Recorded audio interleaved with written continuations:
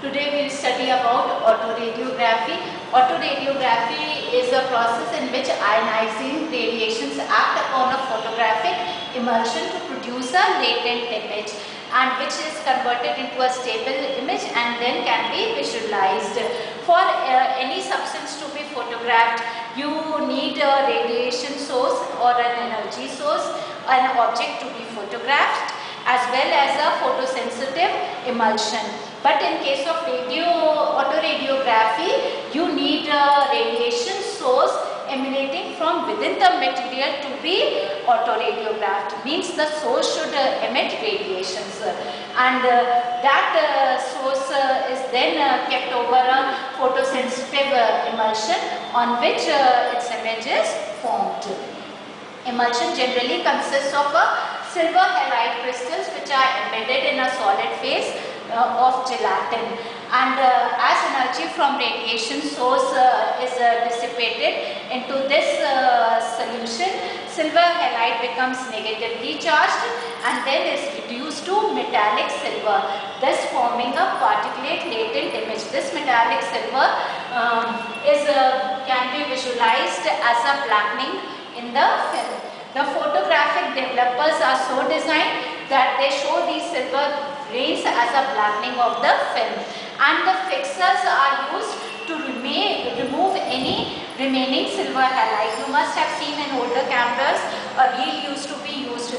It used to consist of silver halide, and if the whole reel was exposed to light, then it would turn black because all the silver halide used to get converted into metallic silver. So to avoid this situation and get an image of an object, this remaining silver halide is removed by help of fixers.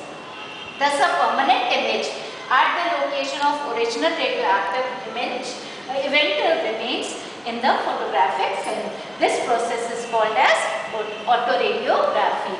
This is a very sensitive method and is widely used in a wide variety of biological experiments. These usually involve a requirement, first of all, to locate the distribution of radioactivity in biological specimens. Whole organism is there, you've injected or you've given a radioactive sample.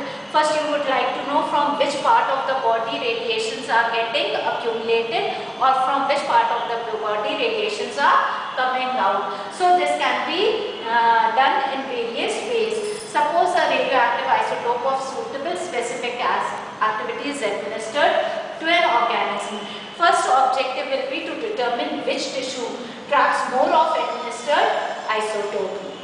So the whole organism is taken and kept on a photographic emulsion, or a photographic emulsion is wrapped in form of a plate is wrapped around the organism and incubated for the experimental time. After that, the fixers and developers are used to form a particular image.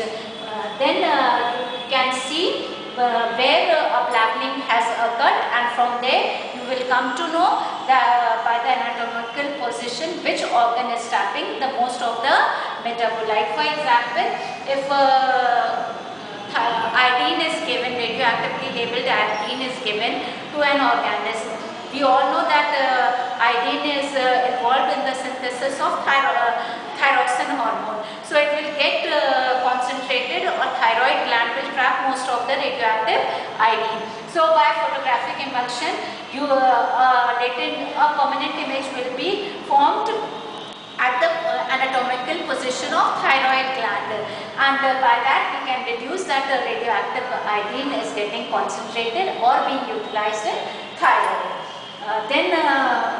The second is if we want to determine which particular type of cell within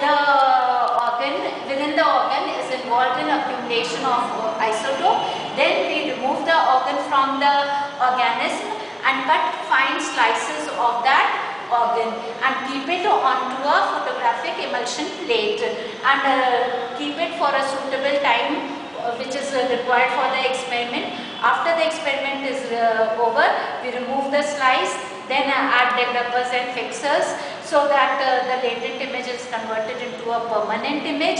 From the image we can deduce which type of cell is involved in taking up those radioisotopes.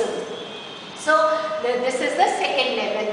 Sometimes if we want to know which cells in the organ which are not involved in trapping the isotope would show up as light spots, whereas cells which are trapping up the isotope will show as dark spots or black spots.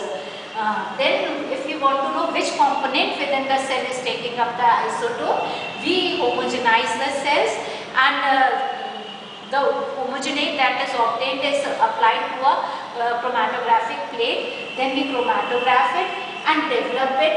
For developing it, we keep a photosensitive emulsion plate onto it and allow it for a suitable period of time. Different components separate out on chromatographic plate. If chromatogram brought in contact with photographic film, then black spots will appear on the film exactly at the position of component in which labeled isotope appears.